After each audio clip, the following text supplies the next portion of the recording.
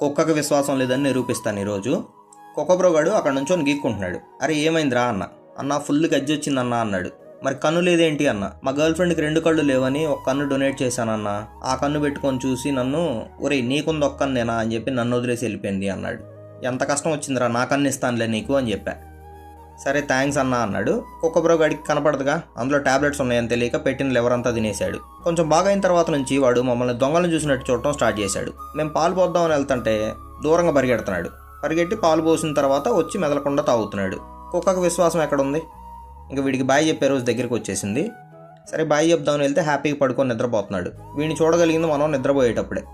Tablets ready చేస్తుంటే లేచి చూశాడు ఎవరు వచ్చారా అని.